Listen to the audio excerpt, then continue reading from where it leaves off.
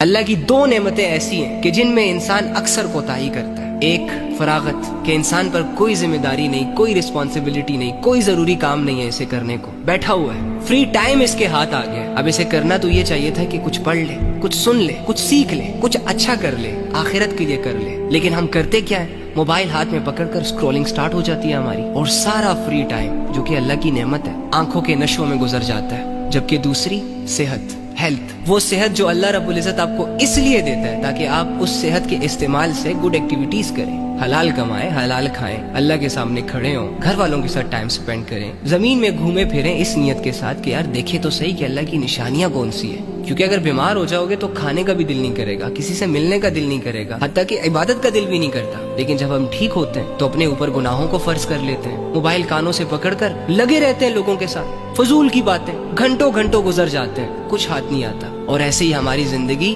ہمارے ہی ہاتھوں سے ہماری آنکھوں کے سامنے ضائع ہوتی چلی جا رہی ہوتی ہے اور ہمیں احساس تک نہیں ہوتا۔ شیطان بیٹھ کر خوش ہو رہا ہوتا ہے، کلیپنگ کر رہا ہوتا ہے ہمارے لیے کہ کیپ اٹ اپ، جاری رکھو ان چیزوں کو، اچھے سے خود کو برباد کر رہے ہو، اچھے سے اپنا وقت برباد کر رہے ہو، اچھے سے اگنور کر رہے ہو اللہ کو، جبکہ فرشتے افسوس کر رہے ہوتے ہیں اللہ کے بندے کیا کر رہے ہو، ہوش نہیں ہے، عقل نہیں ہے، دعوے تو تمہارے یہ ہے کہ تم بہت بڑے ٹیلنٹڈ انسان ہو، دو باتیں کوئی سنا دے تو بدلے میں چار سناتے ہو، لیکن حال یہ ہے کہ اپنے ہاتھوں سے اپنی زندگی برباد کر رہے ہو۔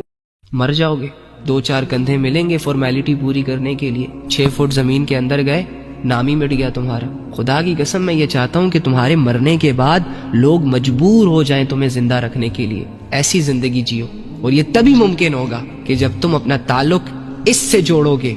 یہ قرآن صرف 10-20 لوگوں کے لیے نہیں اترا کہ وہی اسے پڑھیں گے، وہی اسے سمجھیں گے اور وہ ہدایت پا کر مر جائیں گے اور جنت میں چلے جائیں گے۔ ارے بھائی ساری انسانیت کے لیے اترا ہے۔ کیوں نبی صلی اللہ علیہ وآلہ وسلم کی اس بات کو آپ لوگوں نے اگنور کیا کہ میری امت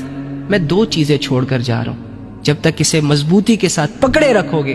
کبھی گمراہ نہیں ہوگے، ایک قرآن اور دوسرا میری سنت، میری حدیثیں۔ تمہیں نہیں سمجھ آ رہی نا کہ میں کیوں گناہوں میں جا رہا ہوں، میں کیوں بے حیائی کے دلدل میں منہ مار رہا ہوں؟ تو اس کا ریزن یہی ہے کہ تمہارا تعلق قرآن اور سنت سے کٹ چکا ہے، اسی لیے تم گمراہ ہو رہے ہو۔ جس کا تعلق قرآن اور سنت سے ڈیلی بیسس پہ جڑا ہوا ہے